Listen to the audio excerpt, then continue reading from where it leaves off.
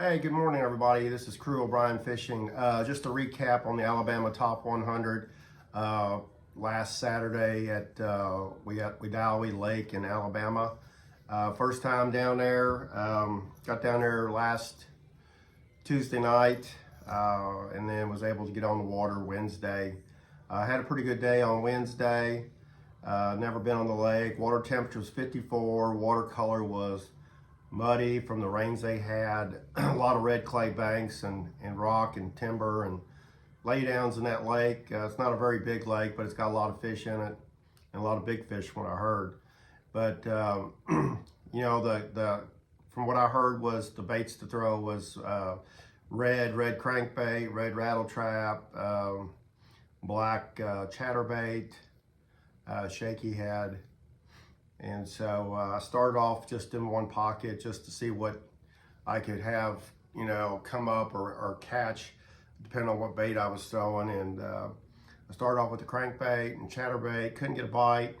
And then I kind of saw a fish swim off the bank. So I picked up a buzzbait, which, you know, I can't remember catching fish when it's 54 degrees on a buzzbait early spring. But I did it anyway, and then about after 10 casts, I had one just explode on it and just crushed it. And it was a good solid, you know, 3-pounder. Went about 10 more feet and had another one blow up on it, another big one, and it missed it. But and then throughout the day, what I was doing was I was just kind of running a pattern, targeting laydowns and fallen trees. It really, you know, around if you have found it on a point, it'd be great. But even if it's a little channel bank wall around deep water, you know, I even caught my biggest one all the way in the back end of a branch on a fallen tree in about 3 foot of water. Buzzbait come across right in between it, and it just crushed it. Probably close to 5 pounds. But what I was using was just a little 1/4 ounce buzzbait, black with a trailer hook. I was throwing it on a Royal Select Cast King rod with the Cast King Speed Demon reel. So this setup worked really well, and I was using 15-pound line. So this setup worked really well, covering a lot of water throughout the day. I think my best 5 would have went like 17, 19 pounds. In 54-degree water temperature. I mean, that was amazing, muddy. But you know, muddy water usually pushes the fish up shallow to the bank. And the other thing about the laydowns and trees, you know, early spring, when it starts to become pre-spawn time, you know, these big fish start to, you know, move out from the deeps and up. They know where they want to go because the days get longer, the water temperature's warming up. So what they'll do is they'll come in and swim, and then they'll use those laydowns and trees to kind of follow it up and everything, and a place to hold during the weather conditions. And it's an ambush point that they can use if shad come by or something, and they can, you know, grab the bait and stuff. But so that's what I was doing on Wednesday. I was targeting, you know, pretty much, you know, laydowns and fallen trees. And again, it didn't make no difference where. I mean, I try to cover and hit every piece I could see. Second day of practice, it was a little tougher. We had a front come through, and it cleared up and high blue skies, and the only way I could catch them on that was still doing laydowns and fallen trees, but this time I had a slow roll a 1/2 ounce Stanley wedge spinnerbait with a Bass Reaper Sinister shad, using it on a Speed Demon Cast King rod and a Speed Demon reel. So I was slow rolling it through the treetops, and because I couldn't get them to come up on a buzzbait.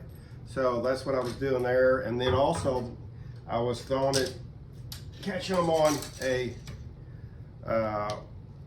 3/16 shaky head weight with a Bass Reaper lash worm, like 5 inches and whatever, and green pumpkin. And you know what's kind of odd was I had dipped the tail in chartreuse dye. I didn't hardly get any bites, so then I just put it on straight green pumpkin, and they bit better. And I was just kind of pitching them up. You know, I would throw that spinnerbait, or I'd throw a chatterbait, and then if I didn't get a bite, I'd pitch this up around the laydowns. And I tell you, if they were there, they were there. Caught some really nice fish. I was using the Paragay 2 Cast King spinning rod with the Valiant Eagle spinning reel. So that was a good combination on day 2. So day 3 practice, I was still fishing laydowns and falling trees in the water. Didn't have much luck with the spinner bait or crankbait. I went 3 days of fishing and never caught one on a crankbait and or a chatterbait. But the 3rd day was pretty much again the shaky head, and then I switched over to a Bass Reaper dead stick, green pumpkin, with a number 4 Diachi hook and a 3/16 first contact weight. So you can see that set up right there. It was on a Speed Demon Cast King rod, and then I was using the Cast King Bassinator reel was the setup for day 3. Tournament day, totally different story. We had cloud cover, overcast, temperatures got colder. So it was just, a matter of just covering a lot of water. On the crankbait deal, I had 3 on first thing in the morning and lost 3 fish on a crankbait. So I just couldn't figure out how in the heck I could, how 3 of them would come off that quick in the same branch that we started in, which was a bummer. Finally, we ended up with some in the boat, and then we had a little bit of trolling motor problems. We probably lost like 3.5 hours of being able to cover water, and that was pretty much the key. Was you just had to cover a lot of water, and when you don't have a trolling motor to do that, where you can move in and out in places, it kind of really makes it tough fishing and stuff. So but it is what it is. Mechanical problems is something you can't control, but the fishing part of it is something that you can control, and you have to adjust to it in different situations. But it is what it is. So it's fishing, and hopefully the next tournament back in June at Miller's Ferry we can rebound. I don't know, it's just been a struggle the last 2 tournaments trying to get anything going, but it is what it is. So I had a great time staying with the people I stayed with, and where we stayed at was great.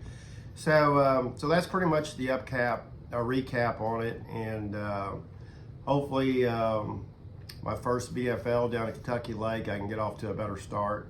Hopefully this year, 2023 would be a better year than 2022, which was just absolutely terrible. Not terrible, but it was kind of rough on me because I had boat issues, I had truck issues, just couldn't really fish like I wanted to. So hopefully things will be better this year, but you never know from day to day what's going to happen. So you just got to do the best you can each day and live each day the right way and stuff, and just thank God for a new day each day. All right, well, have a great day and great week, and we'll see you the next time. Thank you.